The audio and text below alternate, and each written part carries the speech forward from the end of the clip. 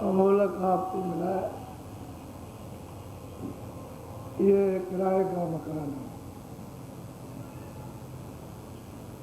सूरत को इस मकान पर बैठाया, दोनों आंखों के मध्य भाग में। इस भेद को जब महात्मा से मिल जाए या मिलेगा तभी रास्ता चलेगा। जब तक ये भेद नहीं मिलता तब तक न आँख खुलने का न कान खुलेगा। अंधा भी रहेगा परमात्मा और परमात्मा बहरा भी रहेगा। लेकिन जब जानकार से ये भेद मिलेगा तो आँख भी खुलेगी, अंदर की कान भी खुलेगी और वहीं से रास्ता चलता है। दोनों के आँखों के ऊपर से रास्ता जाता है। अब ये भेद न मिलने से सब जीव इस भवजाल में, इन वासनाओं में, भ्रम में, शंकाओं में, इसमें पड़ेंगे। और जो भी क्रिया करते हैं वो अज्ञान है। जो भी शारीरिक क्रिया है उसका कोई आधार नहीं है, निराधार क्रिया करते हैं तो आपको पता भी नहीं कि उसका फल मिलेगा या नहीं मिलेगा। पहले वो कहते हैं कि भाई मिल जाएगा, अच्छे बुरे कर्म का फल मिलेगा, ये तो कहते हैं, लेकिन जानकारी उनको नहीं है तो मिलेगा कि नहीं मिलेगा। ये तो सच्चे जो महात्मा होते हैं उनको ये भेद मालूम। ये सब कर्म कहाँ जमा होते हैं और उनका क्या क्या फल मिलेगा ये उनको मालूम रहता है, वो जानते हैं और वही कह सकते हैं। अन्यथा और कोई कहने पढ़ने लिखने से कहने और सुनने समझने में कुछ आता नहीं। तो गोस्वामी जी महाराज काशी पहुंचकर 25 वर्ष की अवस्था में लोगों को, हर वर्ग वाले, हर जाति वाले, हर धर्म वाले लोगों को उपदेश कर रहे हैं। तो वही सीधा सच्चा रास्ता है। तुमको मनुष्य शरीर मिला है और ये शरीर इसीलिए दिया गया कि परमात्मा को तुम प्राप्त करो, अपनी जीवात्मा को जन्म मरण से छुड़ा लो, ताकि चारों खानों में जाना आना बंद हो जाए। और नहीं ये करते हो तो चारों खानों में जाने वाली तो छूटा सीधा जाएगा।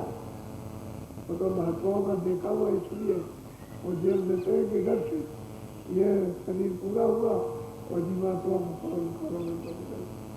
आप क्या कर सकते हैं? कोई आदमी निकाल के और दूसरी जगह बंद कर दे तो आपकी बस की बात, सीधी सीधी बात। एक मनुष्य शरीर को कोई पकड़ के वहाँ बंद कर दे या काट डाले, कुछ भी करे तो आप क्या कर सकते हो? आप तो बेबस। तो कर्मों का सब कुछ देखा जोखा, उसके अनुसार, उसके मुताबिक इस जीव को दूसरी योजनाओं में बंद करके अपना अपना कल्याण, जो भी आपने अच्छा बुरा किया उसका तो वो सबको समझा रहे विधि। और जरा सुनिए आप, थोड़ा उनका रह गया था उसको सुन लीजिए।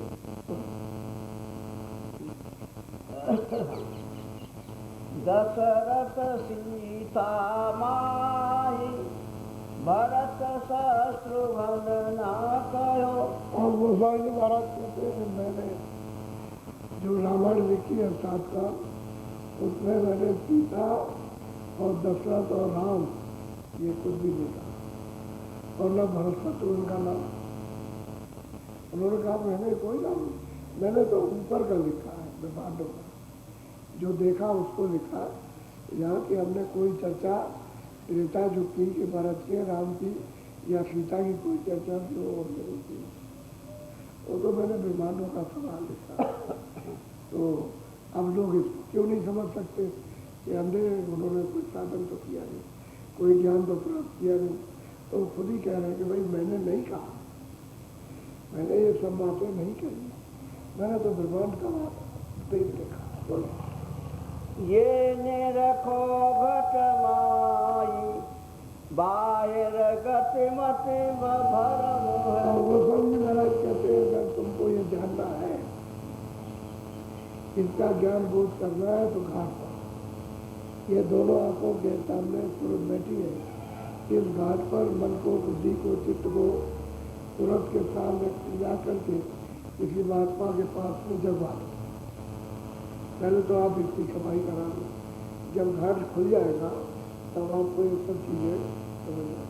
और ये बाहर जो कुछ भी है जिसको देख रहे हो, कर रहे हो, समझ रहे हो, ये सबका सब भ्रम है। ना आपने सीता को देखा, ना आपने राम, ना आपने दशरथ को देखा, किसी को आपने देखा नहीं। और बात करते हो सीता रत्न के भर पर, कहते अगर उनको जानना है तो घाट पर आ जाओ, किसी महात्मा भी मिलो जिसने घाट खुला, उनका खुल गया और रास्ता चलाओ, तब तो फिर आपका हो सकता। और नहीं तो एकदम जो आपको कथा वार्ता सुनाई जा रही होती है, इसमें कुछ फर्क नहीं। हमने तो बांधो हमने यहाँ का कुछ नहीं, न उसमें दशरथ, न उसमें राम, न सीता, न भरत, न शत्रुघ्न, न कैकेयी, न मंत्रा, कुछ नहीं। हम तो ऊपर का घाट पर बैठ जो ब्रह्मांडों का सब नजारा जो देखा और जो वहाँ है उसका हमने विवरण किया, संकेत दिया, यह काम नहीं किया। लेकिन अब चूंकि आप समझा लो सकते हो, इसको समझते हो तो समझते हो। घट रामायण माही घट विधि घट मत सब कही। कहते हैं भाई घट रामायण में जो मैंने लिखा है वो तो जो संतों का रास्ता है, जो गति और उसकी विधि और उसका ज्ञान है, वो मैंने वर्णन किया। मैंने इनका किसी का नाम नहीं दिया। वो तो जो संतमत है, जो सुरतों के आने जाने का रास्ता है, वो मैंने उसकी गति और उसके भेद को, उसकी पहुंच को, उसकी आगमता को मैंने बताया। तो मैंने वो जिक्र किया, इसलिए तो मैंने लिखा कि घाट पर बैठ करके जो ऊपर हो रहा वो मैंने लिखा, वो कहा। और तुम ये यहाँ जो हो रहा उसको कह रहे हो, यहाँ का मैंने कुछ नहीं कहा। तो शंका तो करनी नहीं चाहिए। उनसे पूछते कि भाई क्या हो रहा है, कैसे देखेंगे, कैसे सुनेंगे, हम भी देख सकते हैं। तो पूछने वाला तो कोई है नहीं, पूछे तो दिखाने वाले बैठे तो उनको दिखाया। बोलो पर के परम निवास यह आकाश अंदर। अब गोस्वामी जी महाराज कहते हैं कि उसको परम निवास, जो सबसे परे, उसको कौन परख सकता, वो दे सकता है जो घाट पर आकर घाट मिल जाए। घाट बैठने का मिल जाए, जहाँ सूरज बैठी है, मन बुद्धि चित्त बैठे हुए हैं, अगर वो घाट मिलता है तो वो सूरज जा सकती है अपने देश में। देशी को कहते हैं परम पिता। उसको अगर देखना है तो घाट पहले मिलना जरूरी। घाट से मिलेगा तो किसी को नहीं देखने को मिलेगा। अब वो घाट संतों के पास है। इसलिए हर शब्द पर संत की वो व्याख्या करते हैं कि संतों के पास उसका रास्ता है, वो जानते आते और जाते और वही इसको बताते। अगर परम विलास और परम सुख और परम घर लेना तो कहते हैं घाट चढ़ाना। घाट छूट जाएगा तो निराधार, और दरवाजों पर इंद्रियों के कुछ भी मिलने वाला नहीं आदि कर दिया। इंद्रियों का दरवाजा तो छूट नहीं है, सूरत के दरवाजे पर आ जाओ, वहां से उसको मिलेगा। बोलो रावण राम वेद दर्शाई रामायण सब घट विधि गा।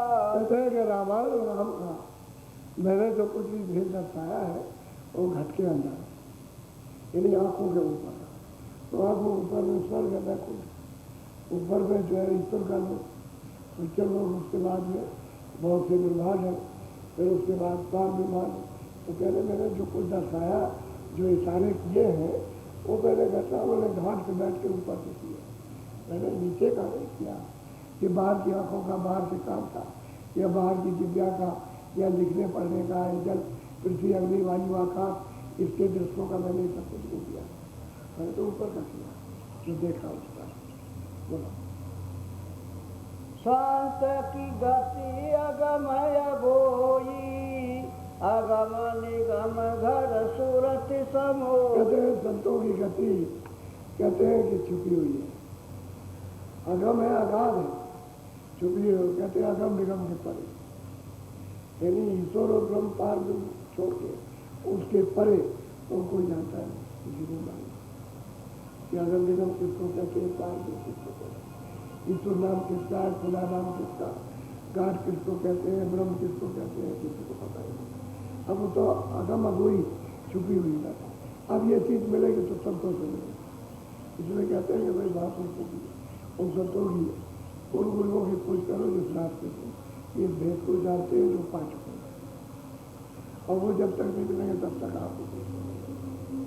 बोलो शांत गति गति वेदन जाना, स्मृति शास्त्र और पुराण। और वो गौर जी महाराज काशी में बैठ के सबको सुना रहे भाई संतों की गति वेद की, और स्मृति है, शास्त्र है, पुराण है, ये भी नहीं जानते, क्योंकि ये ऊपर का तो जानते नहीं, क्योंकि जो वेदों में लिखा है उसी का तो उल्टा किया गया, उसी को शास्त्र और पुराण बना दिया।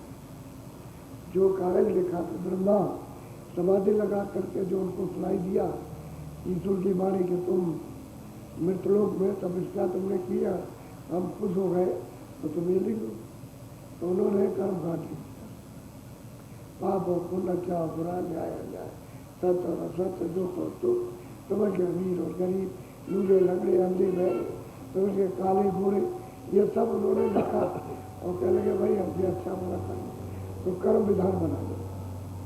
उन्होंने जो बोलते गए वो लिखते गए, तो कहते हैं उन्होंने भी तो ईश्वर को नहीं देखा, ब्रह्म की और पारब्रह्म की तो बात ही अलग है, ईश्वर को भी नहीं पाया जिसकी वाणी का उच्चारण होता है। तो कहते हैं वेद भी उसको नहीं जानता, और वेदों से जो उल्टा हुआ शास्त्र जो उपनिषद है वो भी नहीं जानते, आपके पुराण भी नहीं जानते, तो फिर कैसे कौन जाते हैं? जब ये नहीं जानते तो उन्हीं को मूल आधार समझते हैं कि यही हमारे पुरातन मतलब है कि यही है, यही हमारे आधार है। तो आधार मतलब ये आधार तो ये है कि जो सबके परे। अब ये तो आपको बचाने के लिए उसने यह विधान बनवा दिया, ये तो मृतलोक का विधान है, अगम लोक का और परलोक का ये विधान नहीं है, तो मृतलोक का है कि जो भी अच्छा बुरा करो, तब तपस्या करो, दान पुण्य दो, सत्य असत्य बोलो, जो करो अपना अपना उस फल को भोग, उसका ये विधान है। परे जाने का विधान तो नहीं, वो तो उससे नहीं, क्योंकि वो भी तो अंधे ही थे, कुछ देखा नहीं, और जो उनको सुनाई दिया समाधि में उसको उन्होंने कहा लिखो, तो सुनाई देते रहे, लिखते रहे, रूप का दर्शन नहीं हुआ, तो आंखें अंधी रहे, देख नहीं पाया, सुन तो पाया, तो सुनने में इतना ही लिखते हैं कि हमने जो आवाज़ सुनी ऊपर से और कुछ आ रहा है, तो उसको लिखे ना थी, इतना ही नहीं और, लेकिन हमने उसको देखा नहीं है और कुछ है, ये हमको सुनाई दिया। तो उनकी वाणी सुनने से ऊपर की आवाज़ आती है, उसको उन्होंने सुना, लेकिन जो वाणी का उच्चारण हो रहा था उसको उन्होंने लिखा, वो वाणी का उच्चारण नहीं हो रहा था, आवाज़ वाणी आ रही था, लेकिन उनका ध्यान उसका नहीं था, इस वाणी के लिखने में ध्यान था, इसलिए उन्होंने कहा मैं ना ही सुन, अभी पूरा नहीं हुआ और कुछ है, ये वेदों में साफ लिखा हुआ। तो कहते हैं आगे जो कुछ है उसको नहीं जानते, और पुराण भी नहीं जानते और शास्त्र नहीं जानते, ये भी नहीं जानते, तो बाकी इनको पढ़ने लिखने वाले जो भी है उसको नहीं जानते, उनको बात पंडित भेख भक्त और ज्ञानी जोगी परमहंस नहीं जान। कहता है कि मैं पंडित, कोई योग करता है, कोई ज्ञान सीखता है, कुछ करता है, कोई जपते है, कोई तब है, कोई मतलब है तपस्या करते हैं, कोई पढ़ते लिखते उसी को ज्ञान समझते। कहते हैं इन्होंने नहीं जाना किसी ने, तो यही उपदेश करते हैं।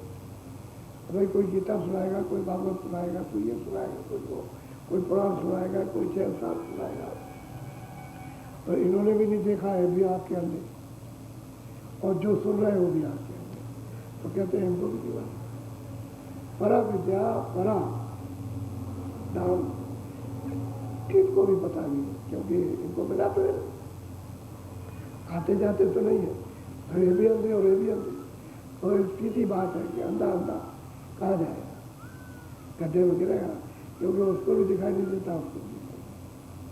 तो दोनों के दोनों, तो वही लिखते हैं गुरु सिख, गुरु की सीख, वो बेचारा जानता नहीं बहरा, और गुरु जो सीख देते हैं वो अंधी, और रास्ता नहीं मुल्क मालूम क्या होगा, स्वर्ग मिल जाएगा, वैकुंठ मिल जाएगा बाद मरने के, तो ये शिक्षा तो कहते हैं दोनों जाएंगे नरक, तो चेला भी जाएगा, गुरु भी जाएगा, क्योंकि उसको भी कुछ नहीं मिला, उसको भी नहीं मिला, तो कहते हैं इनमें से कोई नहीं जानता। बोलो। पंडित ज्ञानी भेक यह आदेश लखीनाक। कहते हैं कि किसी ने अदेख ये देख नहीं सकता, वेद कहते हैं जो साधु बन गए, और आप अभेद जो आप सादे कपड़ों में हो गृहस्थ आश्रम में, इसको अभेद कहते हैं। ये भी नहीं जानता, पंडित भी नहीं जानते, साधु भी नहीं जानते, उन्होंने भी वेद बना लिया, और ये भी बेचारे कुछ सीखने जाते हैं, तो जो सुनाने वाले अंधे, सुनने वाले अंधे, कहते हैं अभेद गति को इनको भी नहीं मालूम, इनमें से कोई नहीं जानता। बोलो। श्रावक तुरक न देखे संत सार अंदर। अच्छा, गोस्वामी जी महाराज कहते हैं श्रावक जैन, और तुरुक कहते हैं मुसलमान, गुलाबन कहते हैं इनको भी पता नहीं, और संत घाट ये जानते थे, तो संत घाट से जो अदेख देखने को जो मिलता है वो तो इनको मालूम नहीं किसी को, तो ये उसके बारे में कुछ नहीं कर सकते। अच्छा, न वो जानते हैं कथेब, न वो जानते हैं कुरान, न आप जानते हो भागवत, न आप जानते हो गीता, क्योंकि घाट पर आपको पता ही नहीं कहा पर कैसे बैठा जाएगा, कैसे देखा जाए, तो जब चीज वो नहीं जानते हो तो आपको मिलेगी क्या, समझोगे क्या कहोगे और क्या बताओगे, और वो क्या समझेंगे और क्या देखेंगे जब उसमें कुछ है ही नहीं। तो कहते हैं भाई संतों की घाट पर बैठ के जो अदेख दृश्य है उसको नहीं जानते, नहीं देख सकते, इसलिए तो लड़ाई झगड़ा होता है। धर्म क्यों लड़ जाते हैं, आपस में लड़ जाते, धर्म ही लड़ जाता है। अच्छा, एक दूसरे धर्म से लड़ जाते, तीसरे चौथे से लड़ जाते, क्योंकि जब उसको धर्म तो एक है, प्रेम मोहब्बत है, और मोहब्बत प्यार हो जाए सब में लड़ाई झगड़ा के साथ, मानव प्रेम भी हो जाए, आध्यात्मिक ईश्वरीय प्रेम न हो, लेकिन मानव प्रेम जाए झगड़ा खत्म, कोई झगड़ा नहीं, किसी तरह की कोई लड़ाई नहीं, न घर में होगी, न बाहर, न जातियों में होगी, न कौमों में होगी, न राज्यों में होगी। जब आपस में मोहब्बत सब में हो जाए, प्यार हो जाए तो नहीं। अब जहाँ प्यार हो जाता है मित्र से, किसी मित्र से तो कोई झगड़ा नहीं, कोई झगड़ा नहीं, पड़ोसियों से प्यार रहता है, कोई झगड़ा नहीं, घर में प्यार रहता है, कोई झगड़ा नहीं है। घर में अगर प्यार न रहता, झगड़ा पति पत्नी में, बच्चे पिता में, और पड़ोस भाई भाई में हो जाता है। और बात तो छोड़िए, घर ही में झगड़ा हो जाता है, क्योंकि प्यार मोहब्बत नहीं है। तो कहते हैं कि भाई वो तो बिल्कुल साफ कह रहे हैं कि धर्म लड़ जाते हैं, वो मालूम तो है। अब ये संत जो जानते हैं उनके पास आप जाते हैं। अच्छा, अपने यहाँ संत कहते हैं, उनके यहाँ फकीर कहते हैं, वो फकीर के विरोधी है और हिंदू संतों के विरोधी, सबके सब विरोधी है, क्योंकि जानते नहीं तभी विरोध करते हैं। जान जाए तो विरोध किस बात का? अरे भाई, ईश्वर को और प्रभु को अपने घर में जाने का और अपना आनंद और अपना ज्ञान लेने का विरोध किस बात का? जब ज्ञान और आनंद नहीं मिलता है, ईश्वर के घर नहीं आपको जाना है और ईश्वर को नहीं मानना, तो झगड़ा, किसी बात का झगड़ा, तुमने ऐसे नहीं माना और ऐसे माना, ये ऐसे नहीं तो ऐसे मत माना, उसी में कत्लेआम हो जाता। बोलो।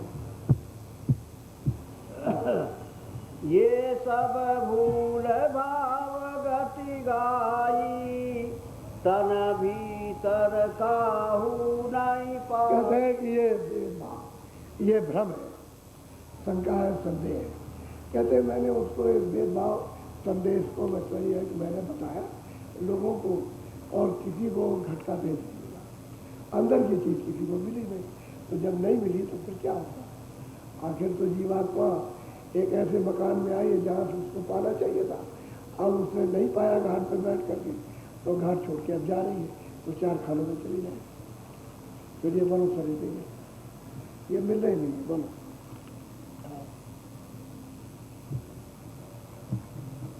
ये तन भीतर संतन देखा यह अधिक गति कहूँ और अधिक। गोस्वामी जी महाराज कहते हैं कि भाई संतों ने अंदर में देखा, अभेदवती को आदि से अंत से आज तक उन्होंने ये सब देखा पाया, तब उन्होंने वर्णन किया। और जगत के लोग इसको नहीं जानते तो देखते न सुनते। अब वो क्या कह सकते, किताबों में क्या लिखा, कहाँ का लिखा, अब उनको मालूम क्या देवी देवता क्या है, फरिश्ते क्या है, उनको क्या पता है। क्यों कि संतों ने तो घाट पे बैठ करके देखा, अब घाट है अंदर, तो अंदर वो जानते हैं, उनको बताया भी जाए तो कह लगे कि ये नहीं, क्योंकि वो तो मतलब ये कि अज्ञानी है, अबूझ है, उन्होंने पूछा तो है नहीं किसी से, और अपने अंदर प्रभु के पाने की जिज्ञासा चाहते हैं, ऐसे कैसे मिल जाएगा। बोलो गंगा जमुना और तेर बहनी तन भीतर ब्रह्मांड की से। कहते हैं कि भाई गंगा जमुना जो बड़ी बड़ी नदियाँ सरता, बड़ी बड़ी सरता, इतनी बड़ी बड़ी है कि ये सारा संसार कुछ नहीं है। कहते हैं कि एक घाट, कहते हैं तन भीतर, घाट के ऊपर गगन में, यानी गगन में जब चढ़ोगे तब जा करके वो त्रिवेणी ये नदियाँ मिलेगी, और जब तक चढ़ के नहीं जाओगे तब तक तो तन का घाट, सूरत का जो घाट है वो तो अंदर है, तो उस पर आपको बैठना आया नहीं, तो जब नाम नहीं पकड़ोगे तो चढ़ के जाओगे। तो कहते हैं वो तो सत्य के द्वारा चढ़ोगे, आवाज के द्वारा, और चढ़ के जाओगे गगन में, यहाँ मृत लोग बनेंगे। वहाँ मिट्टी जैसे यहाँ बहती है, गंदा है, मलकूत है, या नदियों में बहता, नालों में बहता, तालाबों में भरा हुआ, ऐसा वहाँ कहीं मिट्टी का नाम निशान नहीं है, कहीं गंदगी का नाम नहीं। अगर तालाब नदी के किनारे खड़े हो जाओ तो अरबों अरबों नीचे का उसी पानी में दिखाई देता है। ऐसी वो नदियाँ, और इतनी बड़ी बड़ी नदियाँ जिनकी उपमा, जिनका बखान यहाँ कागज पर नहीं हो सकता। तो स्वामी जी महाराज ने कहा भाई मैंने तो, और संतों ने तो उसको देखा, उसको पाया, वहाँ पहुँच करके कहते स्नान किया तो ये जीवात्मा अमर पद में गई। जब वहाँ गंगा जमुना उसमें स्नान नहीं करेंगे तो अमर पद में नहीं जा सकती। यहाँ ये गंगा जमुना और तालाब पूरब और पश्चिम में नहीं है कि आप यहाँ इस तालाब में स्नान कर लो तो निकल गए, ये वो तो गंगा जमुना बहुत, वो तो गगन में है, आकाश में चढ़ के एक आरती जाना था। कहते मैंने तो वो बदल किया, गंगा जमुना का मैंने तो उसका नाम भी नहीं किया, न गंगा का, न जमुना का, न सूरज का पति, न कहा कि मैंने सूरज और न ये चाँद दिखाई देते हैं अच्छे सितारे, मैंने इनकी कोई बात नहीं कही, और आप लोग उल्टी समझ गए। तो जब उल्टी समझ गए, पूछा नहीं, तो मैं इसके लिए क्या करूँ, मेरे पास जो आएगा मैं उसको समझा दूँगा, नहीं आएगा तो वो क्या समझ सकता। स्कूल में जाएगा तो बच्चा पढ़ेगा, सीख जाएगा, और स्कूल में नहीं जाएगा तो जब आध्यात्मिक विद्या के पढ़ने वाले मिलेंगे, वो जाएगा तो पढ़ जाएगा, और वहाँ नहीं जाएगा तो उसे क्या मिलेगा, कुछ नहीं मिलेगा। तो मैंने कोई चीज़ कही नहीं, इसलिए किसी को बुरा भी नहीं मानना चाहिए। अब तुम उल्टा समझो कि उसमें गंगा जमुना लिखा तो तुम इसको समझो, कह रहे हो उसको, ये गंगा जमुना नहीं, वो दूसरी है, वो निर्मल धारा, ये गंदी धारा, यहाँ मजबूत है उसके किनारे, और उसी में बहता है, वहाँ तो मजबूत नहीं, वहाँ तो स्वच्छ और साफ सफ़ेद धारा है। यहाँ तो इतनी सफ़ेदी किसी चीज़ पर है भी नहीं। बोलो पृथ्वी पवन गगन आकाशा यह सब देखे घटई और वो कहते हैं कि भाई पृथ्वी ये और ये हवा और आकाश, कहते हैं कि मैंने घाट पर इन सबको देखा, लेकिन ये नहीं। आकाश तो है, आकाश तो इतने बड़े बड़े हैं कि आकाश तो कुछ नहीं है, ये तो मच्छर भी नहीं है, ऐसे बड़े बड़े आकाश हैं। कहते हैं वो तो मैंने घाट पर बैठ करके ऊपर जा करके ये सब देखा, लेकिन ये नहीं है पृथ्वी पर आकाश और जल और थल, ये नहीं, ये चीज़ें वहाँ नहीं, ये वहाँ जा भी नहीं सकती। वो कहते हैं मैंने सब देखा। तो स्वामी जी कहते हैं काशी वासियों से, क्या भाई तुम क्या है, मैंने तो सब देखा, मैंने उसका वर्णन किया, मैंने यहाँ सुखजीत का वर्णन नहीं किया। मैं कोई किसी का कोई निंदक नहीं हूँ, मैं तो सत्वस्तु का पालक, सत्य वस्तु बता रहा हूँ। तुमको इच्छा हो, ख्वाहिश हो तुम्हारी, तो तुम जानकारी प्राप्त करो, तुमको मिल जाएगा। और नई जानकारी करते हैं तो पते हो, ये तो भौजाल है, भ्रमजाल, इसमें लगे रहोगे, न शरीर जो आपको मिला ऊपर जाने के लिए दोबारा फिर मिलेगा, इससे हाथ बन बैठोगे। तो 84 खानों में, 4 खानों में 84 लेती हूँ नर को, ये जीवात्मा चली जाती, यहाँ लौट के कौन आता इस मनुष्य शरीर, कितने जुग बीत जाते हैं लौट के लिए। बोलो 5 तत्व जल अग्नि समाना, पंडित पिंड माई ब्रह्मांड बखा। अब कहते हैं 5 तत्व सूक्ष्म, जल पृथ्वी अग्नि वायु आकाश, इसके सूक्ष्म तत्व, ये तो स्थूल तत्व है। कहते हैं मैंने घाट पर बैठ करके, इस तल के घाट पर बैठ के मैंने ब्रह्मांड में देखा उनको, इनका सूक्ष्म क्या तत्व है। यानी ये तो मोटा खोल है, और इससे बारीक, उससे भी बारीक, तो ऊपर देखने को ये मिलता है जब घाट पर जब सूरज जाग जाती, आँख खुल जाती, कान खुल जाते, तो ये सब समझ में, सब देखने को मिलता है, ये रखने को मिलता है।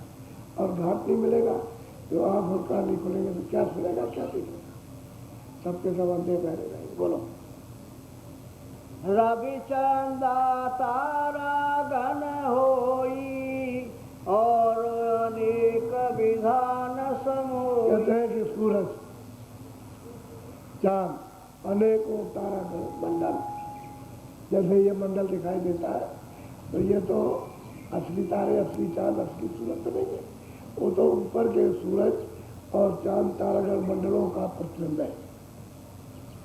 तभी तो लोग कहते हैं कि नहीं ये तो कुछ और है, ये नीचे ऊंचा है, ये सूरज नीचे है, तो चांद दूर है, तो कुछ ये है, कुछ वो है, कोई तारा और भी ऊंचा है, ये भी और ऊंचा है। तो सही बात यह है कि और चीज़ें बहुत थी, तारागण मंडल, सूरज मंडल, तो एक सूरज तो नहीं, बहुत सूरज, एक चांद तो नहीं, बहुत चांद, तारागण बहुत मंडल।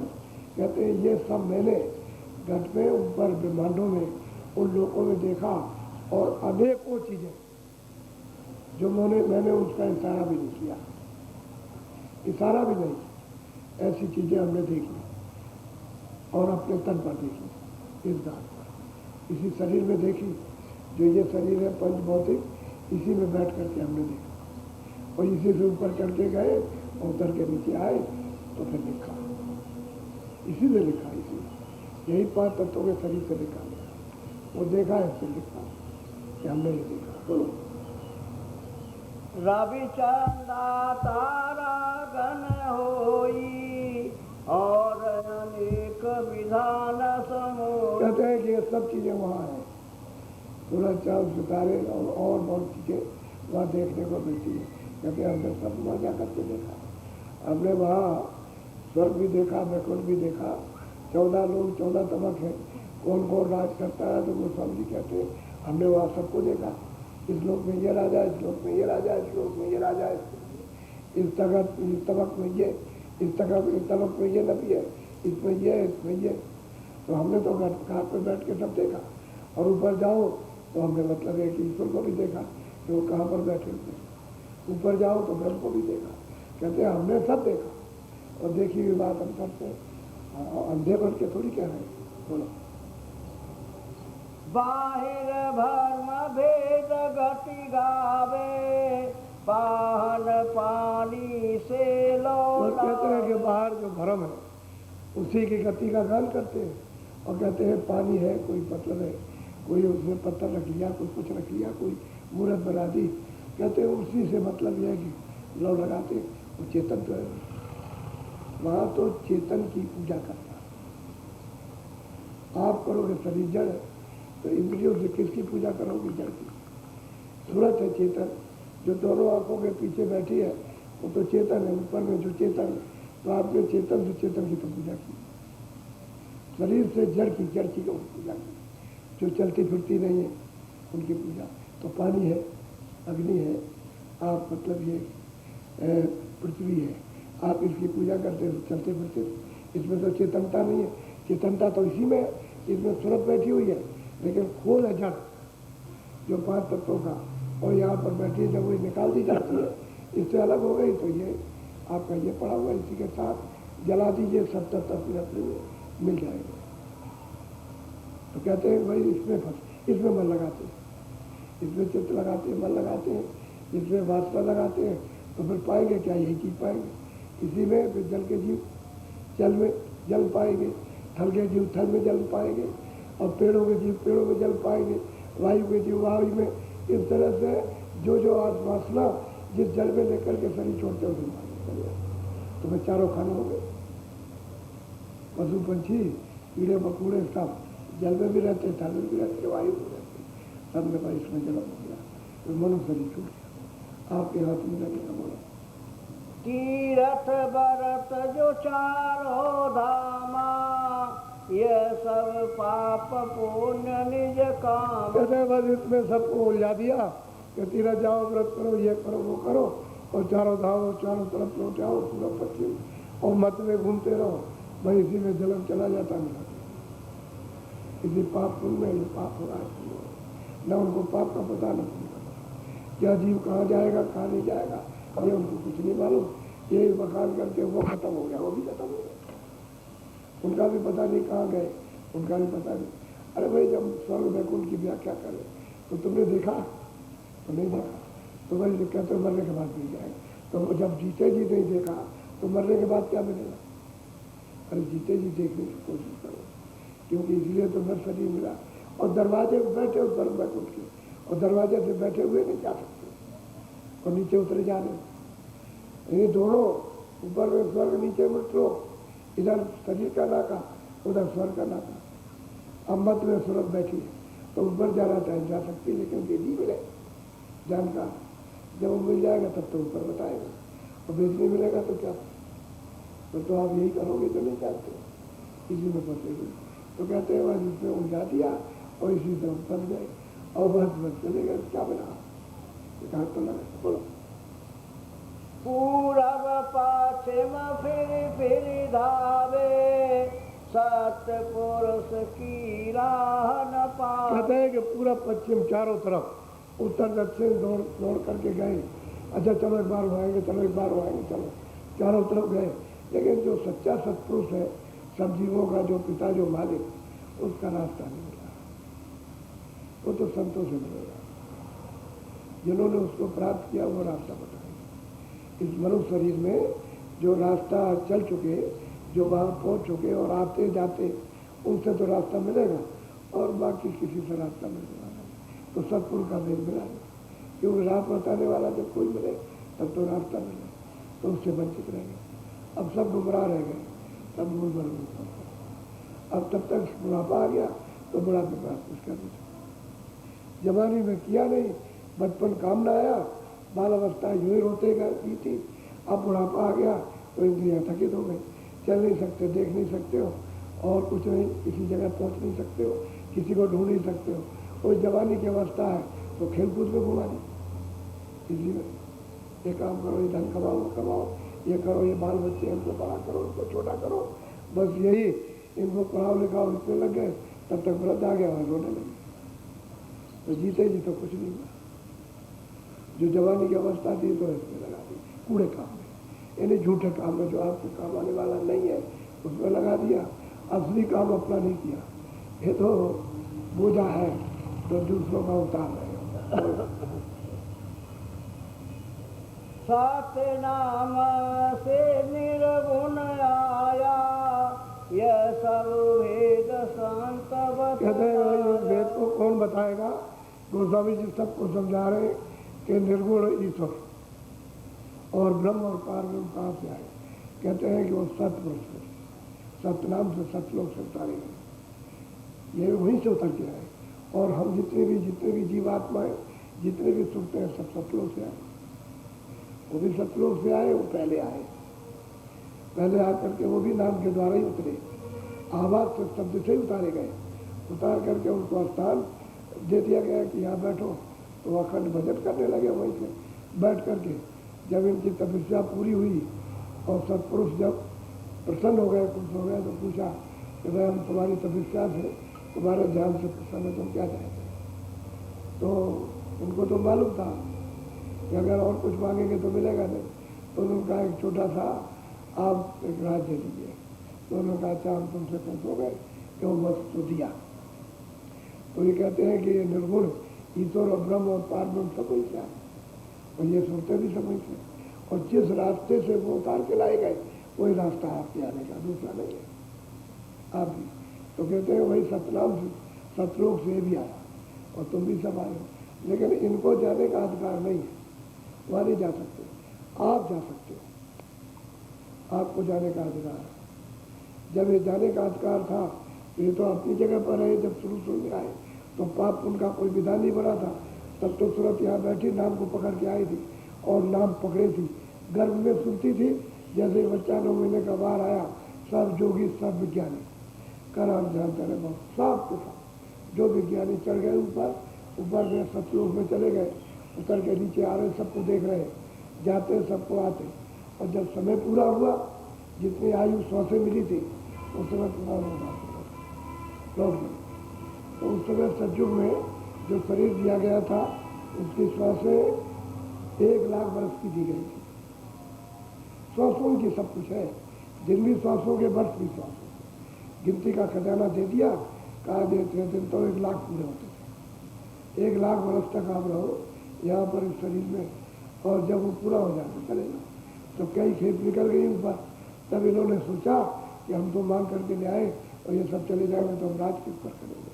तब उन्होंने ये पाप उनका विधान बनाया, तब बनाया, पहले ये नहीं था। तो कह रहे गोस्वामी जी महाराज कि भाई संतों के पास जाओ, बताएंगे कि भाई ये निर्गुण ईश्वर और निर्गुण ब्रह्म और पार ब्रह्म ये सब कहाँ से आए और कौन ये मसाला मांग करके ले आए, और इस तरह से किस तरह से सुनते आई, और सुनतों को कौन ले आया और किसने खुशी में इनको दे दिया।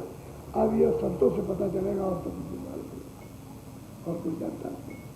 अच्छा, अवतारी शक्तियाँ ये तो सहजल कमल के नीचे से आती है, नीचे से, तो ये तो ऊपर का भेद जानती नहीं, तो इनको भी पता नहीं। 10 अवतार, 2400 पीर और 2400 तीर्थंकर, ये इनमें से कोई नहीं जानता ऊपर। ये नीचे का भेद तो जानते हैं लेकिन ऊपर का नहीं, इसलिए उनके अवतार कहलाते हैं। ये उनके अवतार कहलाते हैं, अवतारी शक्तियाँ। ये आते हैं धर्म को उपदेश करने के लिए, धर्म की स्थापना के चरित्र और सत्य और प्रेम और दया सब आ जाए। लेकिन बहुत सा भेद वहाँ जाने का भी छुपाए रहते, बताते नहीं।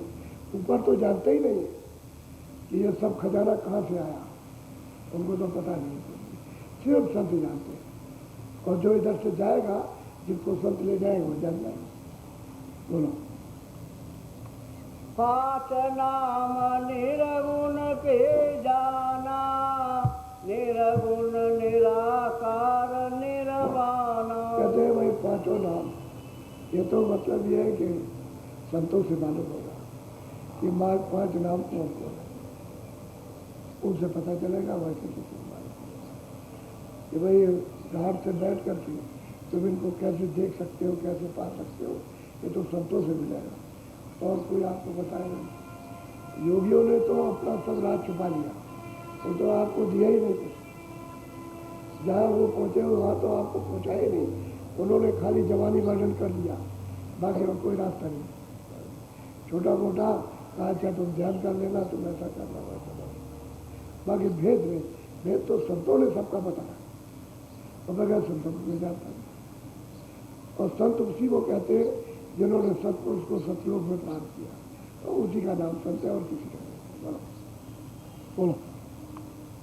और निरंजन है धर्मराई, ऐसे 5 नाम गति गाई। कहते हैं कि भाई जो धर्मराय है ये तो निर्जन भगवान है, इन्हीं को ईश्वर, इन्हीं को राम, इन्हीं को खिदा, इन्हीं को काट कहते हैं। ये धर्मराय तो सबका हिसाब देते हैं, जो भी आप करोगे उसका सबका हिसाब देते, हिसाब दे दीजिए। हिसाब दो, नहीं देते हो तो मुद्रा करेंगे, आपको सजा देंगे। कहते हमारा खेल बच्चा भाई, जब कर्म का जब भोग नहीं भोगोगे तो सजा देंगे। तो सजा के लिए 4 खाने चढ़ा के रखते और नर्क बना रखे होते हैं। कहते हैं कि भाई संत तो इन सब 5 का रास्ता बताएंगे कि आखिरी मंजिल कहाँ तुम्हारी, कहाँ से तुम आए हो चल करके, वो बताएंगे। और जब तक सबका आधार नहीं मिलेगा तब तक इस जीव को किसी का पता नहीं लग सकता। भेद जानने वाला चाहिए, जरा से करो। ये सब कुछ बताने के बाद कुछ ब्राह्मण, कुछ मुल्ला, कुछ मुसलमान, कुछ जैनी, कुछ जाके सुनकर के जागे। लेकिन काशी में बड़ा रोला मच गया, इनके पास तो कोई गया नहीं। और इन्होंने देखा, उनको हमारी रोजी रोटी, ये मुल्लों ने कहा कि हमारी रोजी रोटी, और पंडितों ने कहा रोजी रोटी, इनने कहा वो, और उन्होंने सब में विचार कर दिया ये तीरथ बरस और गंगा जमुना और मुझको मुहूर्त इसको नहीं मानते। अरे तुमने उनसे पूछा जाए, लेकिन जो पहुँच गए वहाँ और उन्होंने जब सुन लिया तब उनमें जिज्ञासा जग गई। तो जरा सुन लीजिए थोड़ा सा, 2-4 कड़ी फिर कल बताएंगे आप। चलो।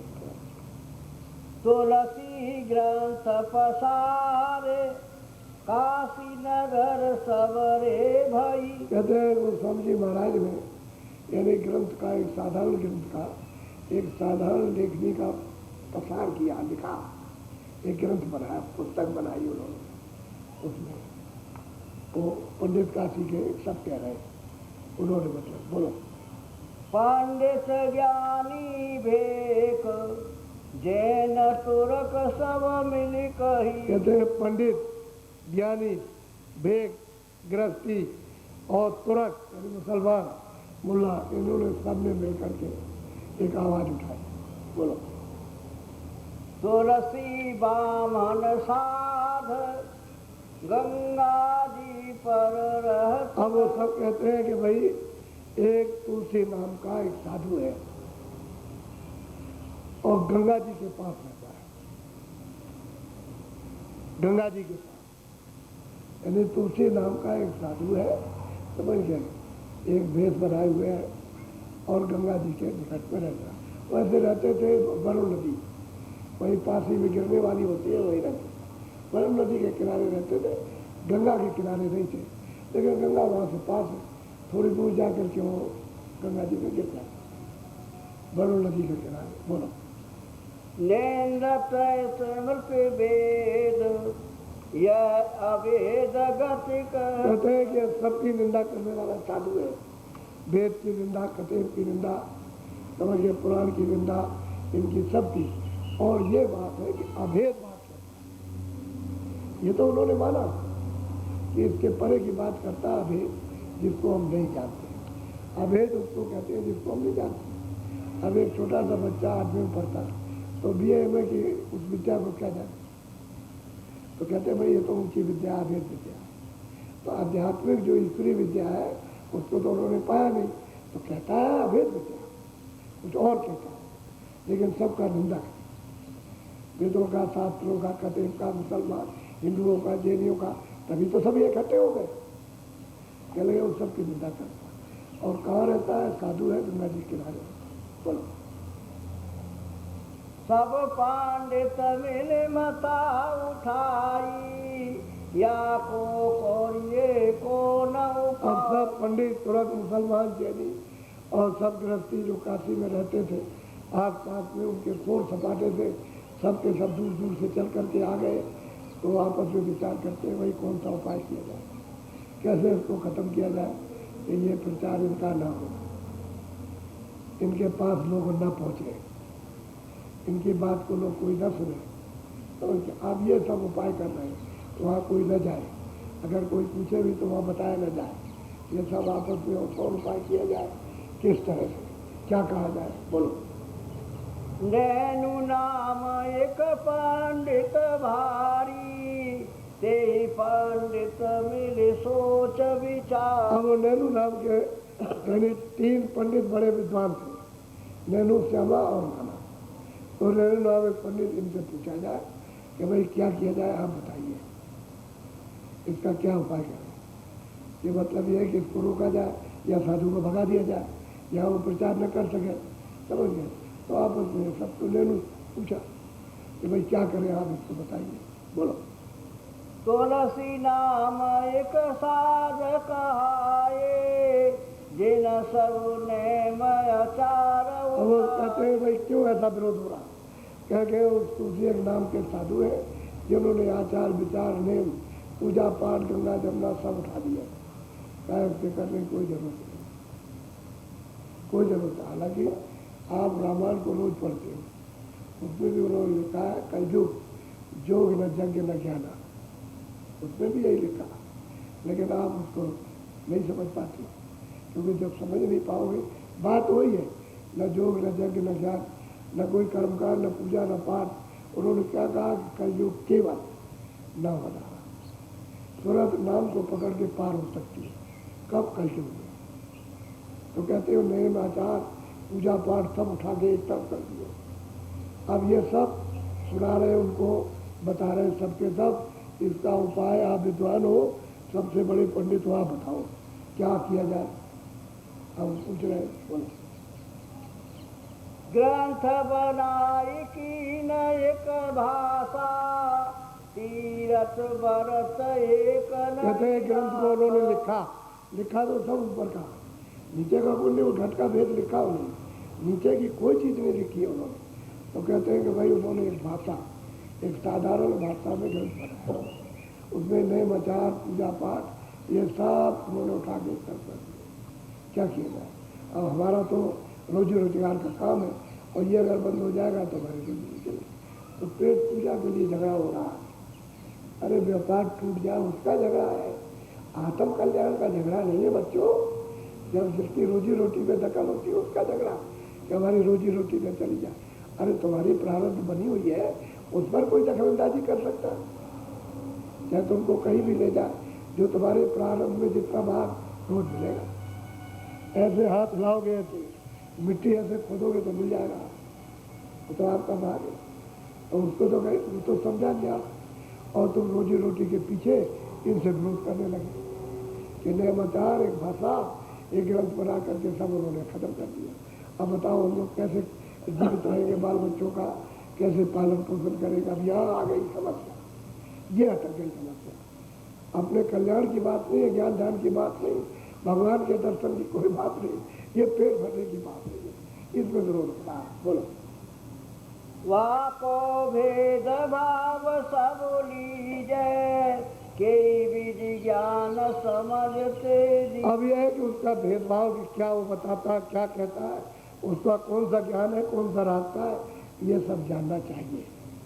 बताया पंडित ने बताया कि भाई पहले तो ये तुम सुनो कि वो कहते क्या है, उनका कौन सा ज्ञान है, कौन सा रास्ता है, क्या बताते, ये पहले सुनो, उस भेदभाव को लेकर के तब कोई बात करो।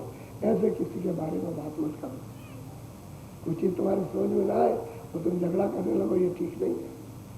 तो ये पंडित जी ने सब लोगों को समझाया, बताया। बोलो।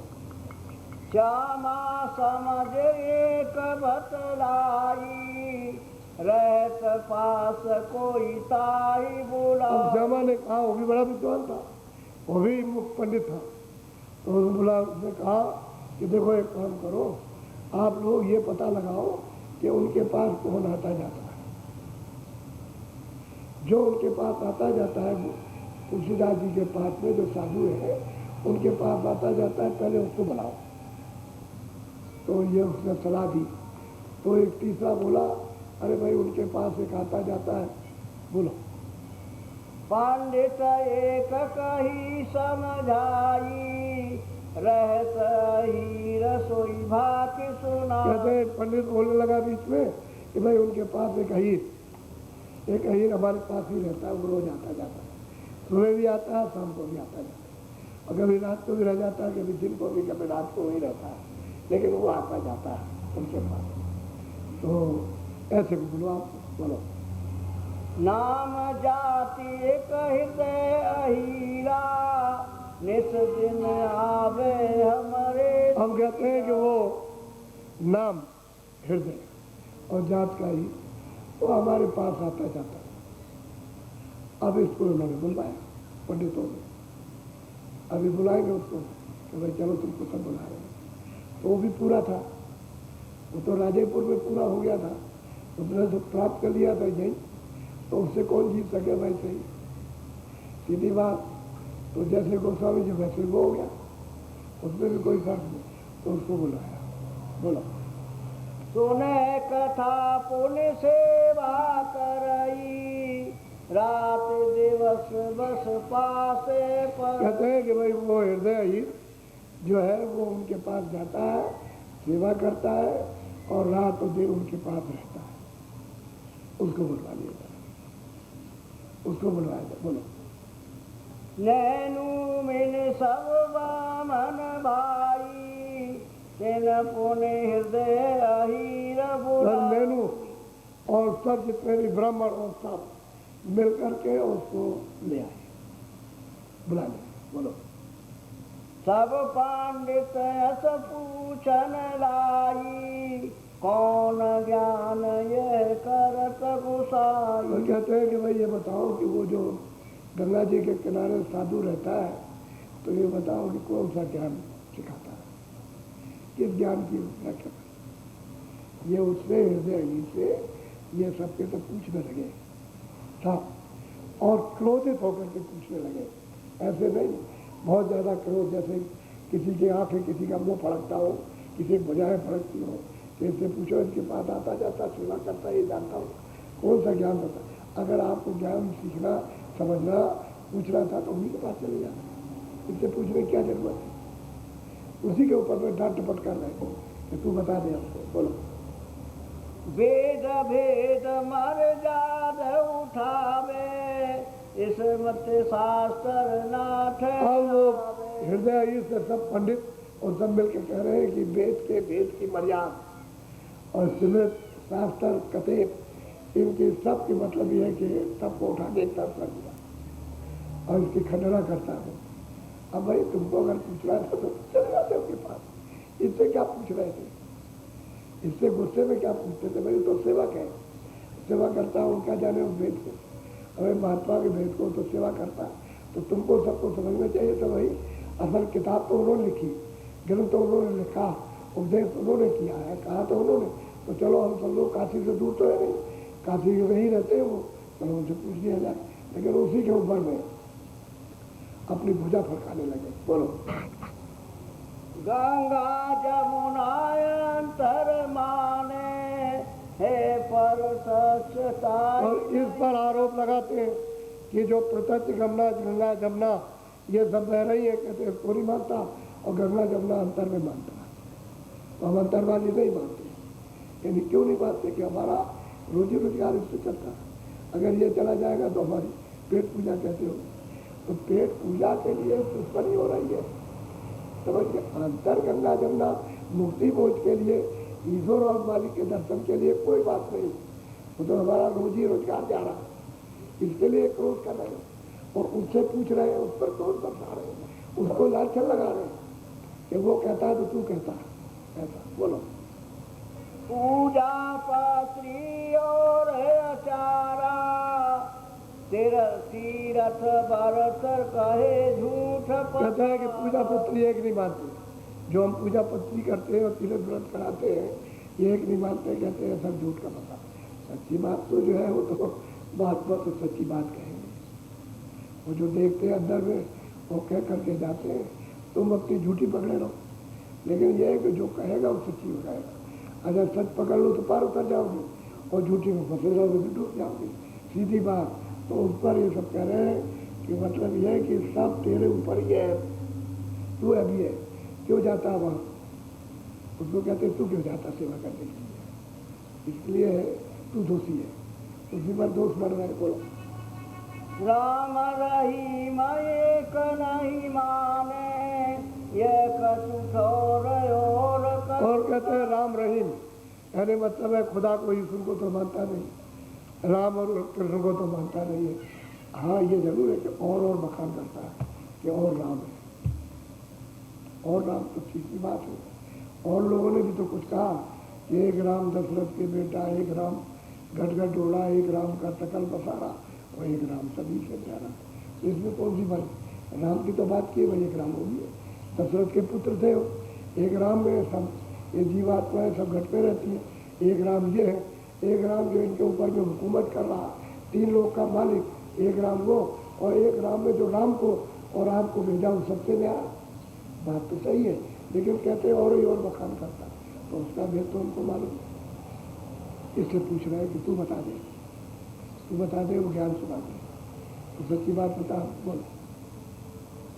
दीना हृदय जवाब, साफ बात विधि। अब हृदय ने साफ जवाब दिया, कोई लगा लपेट कुछ नहीं रखी है। उन्होंने कहा साफ जवाब पंडितों को तब तो दिया। क्या कहते हैं सुनिए। हाँ, गति सत्य संत अपार, पंडित विधि जाने। कहते हैं संतों की गति और पहुंच उनकी अपार। कहते हैं पंडित तुम इसको नहीं जान सकते, तुम नहीं जान सकते, तो अपार गति है, कोई नहीं जान सकता उसका। इसलिए अब पंडित तो नाराज हो जाएंगे। इतनी बात कि मैं कुछ नहीं जानता, पढ़ा लिखा, तब तो उसके बाद ये गंवार, ये पागल, ये पढ़ा लिखा तो कुछ नहीं है, और ये बात करता है इस तरह की। साफ जवाब दिया उन्होंने। इसमें कोई दोहराव और कोई करुणा शब्द नहीं है कि भाई संतों की गति अपार है, अगम है, और उसको कोई नहीं जाए। और तुम पंडित क्या जानो? जो रोजी रोटी के लिए झगड़ा करता हो वो ज्ञान को, आत्मज्ञान को क्या जानो, और रवतन ज्ञान को कहते आप नहीं जान सकते। बोलो।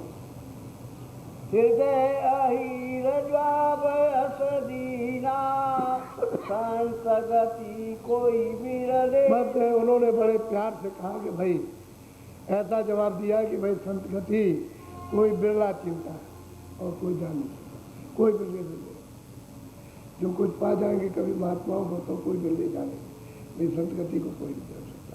ऐसा उन्होंने 2 ही टूक में 2 शब्दों में जवाब दे दिया। अब इससे बड़ा जवाब और क्या हो सकता? प्यार भी हो सब कुछ हो, लेकिन वहाँ तो क्रोध बरस रहा, वहाँ केस चढ़ा हुआ सब पर। तो जो चांडाल होता है क्रोध बुद्धि को नष्ट कर देता, वो तो छाया हुआ, वो साम्राज्य तो क्रोध का है। उसका मतलब है कि रहम का, दया का तो साम्राज्य। बोलो। मैं तो पर जाति अज्ञान। अब वो फिर अपने को कहते हैं कि भाई मैं तो जात का अज्ञान और अपन, यानी मेरी जात अहीर है और मेरा नाम हृदय, मैं तो अपन, मैं पढ़ा लिखा भी अज्ञान, और आप जो है सबके सब वेद पुराण शास्त्र सब पढ़ चुके, और फिर भी संतों को नहीं पहचान पाते, तो मैं तो कुछ भी नहीं, मैं तो अज्ञान हूँ। बोलो। तुम पंडित पढ़े वेद पुराण, बोलो। संतन की गति कहूँ बुझाई, तुम उन वेद वेद। अब फिर जवाब दिया कि संतों की गति पंडित जी आप नहीं जान सकते, और जो आप वेद पढ़ते हो भी नहीं जानता। बात बिल्कुल सत्य है कि वेद में संतों की गति नहीं लिखा, उसमें न ये और कुछ है और कुछ है, तो ये है, और आपको तो मालूम नहीं, आप तो वेद गति को भी नहीं जानते, तो वेद भी नहीं जानता और आप नहीं जानते। ये साफ फिर से दोबारा जवाब दिया। बोलो। पारी पारी पंडित पति पतिहारी, वेदन भेद संत गति न्याय। कहते हैं कि भाई तुम खूब उसको पढ़ते रहे, शास्त्रों को, पुराणों को, इनको सबको पढ़ा। कहते हैं कि भाई पढ़ के तुम हार गए, कुछ नहीं मिला, तो कहते हैं संत गति इन सबसे न्यारी, वेद भेद से भी न्यारी है, तुम्हारे पढ़ने लिखने से भी न्यारी, तुम्हारी समझ से तो रास्ते ही अलग है, उसको तो कोई बिरला जानेगा। अब हृदय जो अपर है, कुछ नहीं जानता, उसने उनको जवाब दिया। वही इस जगह आप कोई विद्वान हो, अब उसमें कुछ अच्छे भी लोग कुछ विचार करते हैं, कुछ अच्छे कि भाई ऐसा नहीं करना चाहिए, जरा उससे चलो वहाँ मिले चल के, और उनसे पूछा जाए, उन्हीं से पूछा जाए इससे क्रोध क्या करते हो? इतने तो सच्ची बात कुछ ऐसे भी रहते हैं, कुछ समझदार भी रहते हैं और बेवकूफ़ ज़्यादा और समझदार कम। तो बेवकूफ़ जो है उन समझदारों की सुनता कौन? उन्हीं की कोई नहीं सुनता। कहा तो लोगों ने कि भाई उनसे पूछा जाए, इससे क्या पूछते हो, ये तो सेवक है, इसने तो बड़ा साफ जवाब सच्चा दे दिया। अब तुम इसको झूठा और तुम इसको समझते हो कि हमारे लिए कुछ कह दिया, तो इसने कुछ नहीं कहा। बस बोलो। नेनु कहे विचार ये निकाम कस भाके। अब नैनू एकदम कमक के बोले, यानी उन्होंने कहा विचार करके कि ये मतलब यह है कि इसने हमारे लिए ऐसा वेदों के लिए क्यों कह दिया कि वेद और पंडित ये कुछ नहीं संतों की गति को जानते।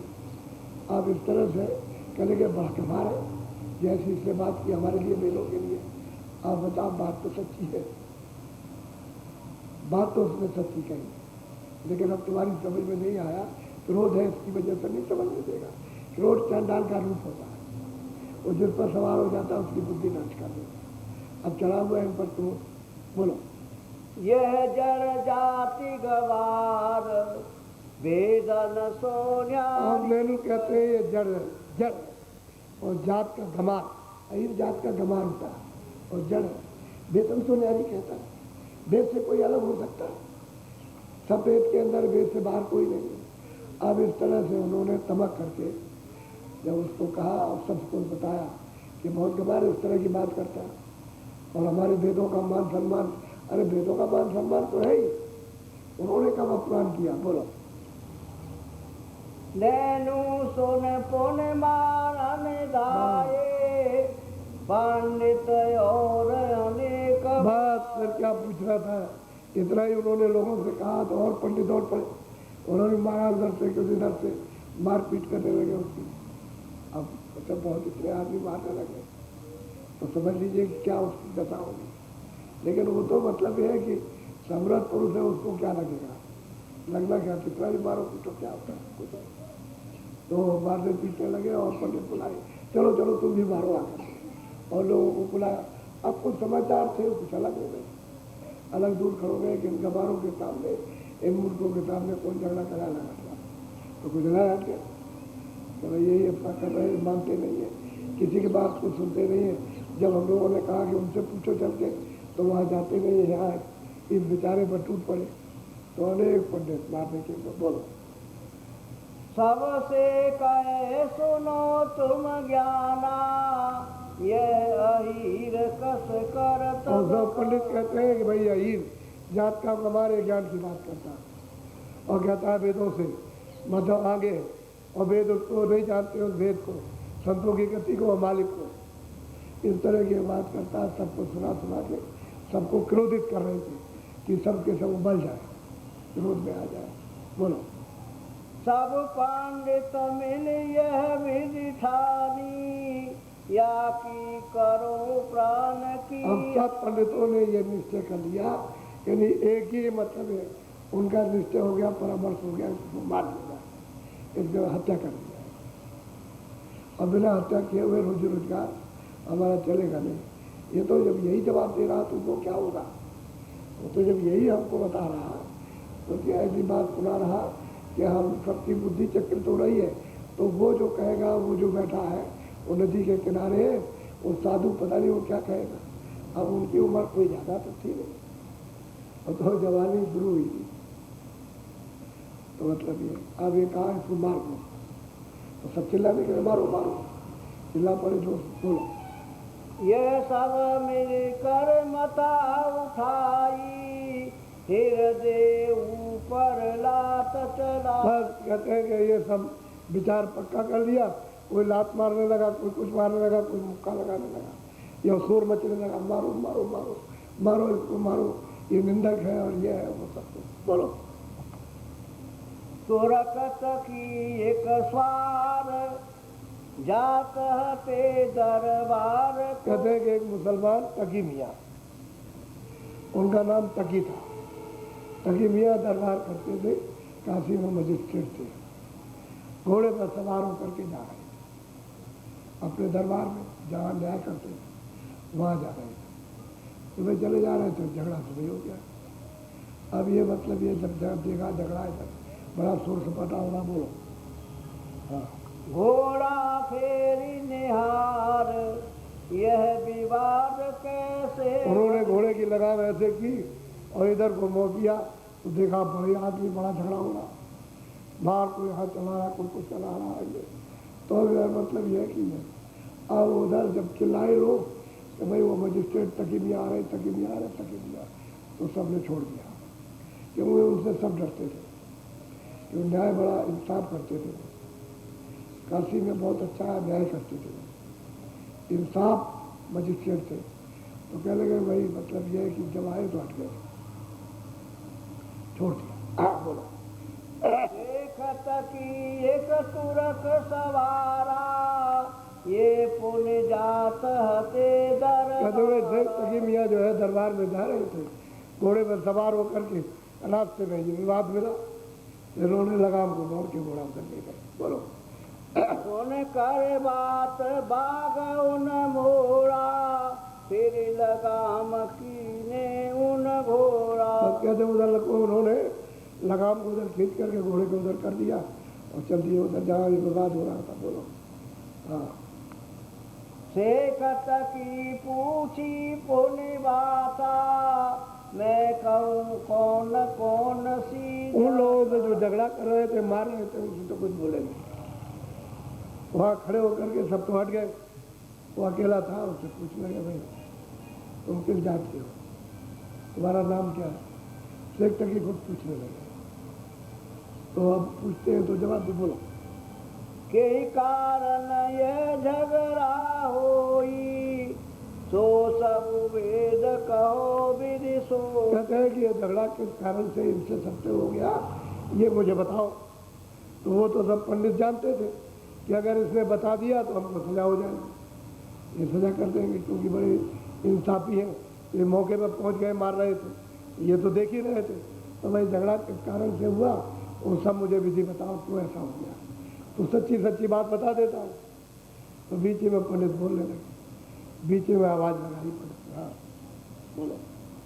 नैनू ने रखनी पुकार शेखत की को देख कर। अब शेख तकी को देख करके नैनू ने जोर से आवाज दी, बोला जोर से, बोलो। ये क्या कहत गंवार विधि कुरान माने। कहते हैं गंवार क्या कहता है, ये कहता हम कुरान नहीं मानते। सब उनके ऊपर डाल दिया कि कुरान की बात सुनेंगे तो एकदम से नाराज हो जाएगा कि कुरान नहीं मानता, कुरान नहीं मानता। अब देखिए पंडित इतने चलाक है, इतना मतलब नहीं, इतने चलाक है। अब ये तो अब आपको मालूम हो गया कि कितना झगड़ा हुआ होगा, ये तो आपको पता चला। लेकिन अब यही से मामला बदल जाएगा। ये सब और इनके जितने भी वो जो मूछ उठाने वाले और ये मारने वाले, ये सब तकी मियाँ के साथ जाएंगे वहाँ, वो स्वामी जी महाराज के पास। अब ये कल बताऊंगा आप लोगों को, तो ऐसी चीजें मालूम नहीं रहती। इसी वो महात्माओं के साथ, मीरा के साथ किस तरह का, मीरा के साथ उसने थोड़ी कि सीधा जहर दे दिया, इतना ही थोड़ा हुआ था कि उसको जहर कटोरे में दे दिया और पीने लगी।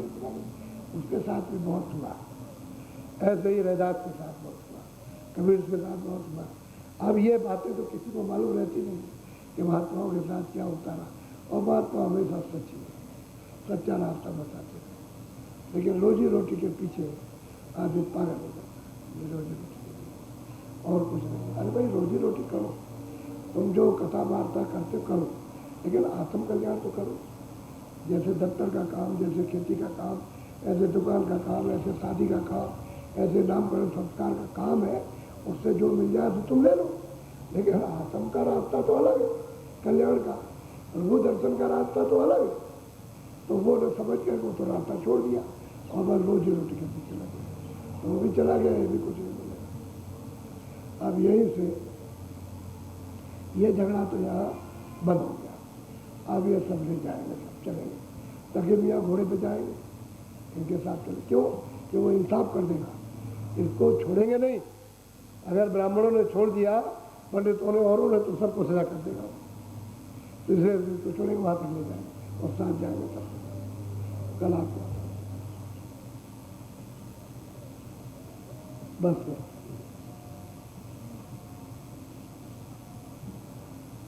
बोलो जय गुरुदेव। सच्ची चीज को सुनना चाहिए।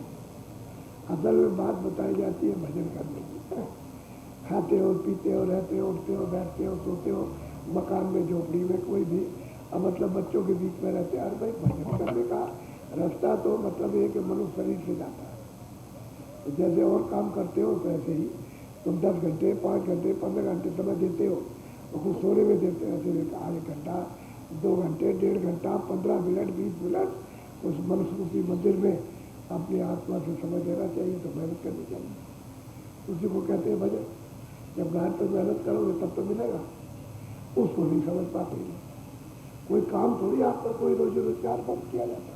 जो मजदूरी करता मजदूरी करो, जो अपना अपना काम करते हो घाट पर बैठे बैठे रहो अपना, लेकिन भजन करने का रास्ता तो अलग है। उसी को समझना चाहिए था। अब जो समझ जाएगा, जो हो जाएगा, समझ जाएगा, आप देखिएगा कि क्या होता है। तो कहने का ये है कि न जान, न समझने की, औरों पर लांछन, ये जड़ गवार है और ये कुछ नहीं जानता और इससे उससे अलग कहता, और वो सच्ची बात कह रहे हैं। वो तो सच्चा देख के कह रहे हैं। हुआ उनका क्या हुआ? कुछ नहीं। अब सबका अपना अपना वो काला हो जाएगा और जो है वो रास्ता छोड़ के चले जाएंगे। तो इसी तरह से काशी में बड़ा रौला होता है। लोग नहीं समझ पाए। अब महात्माओं को समझने में देर लगती है। बोलो जय गुरुदेव। अब आप बैठो भजन पर। देखो 15 मिनट भजन में बैठना है। घड़ी देख लो, 15 मिनट में उठा देना है। बैठो भजन पर। कपड़ा सिर पर डालो, ऊंचा ध्यान देके अच्छी तरह से आवाज को सुनो।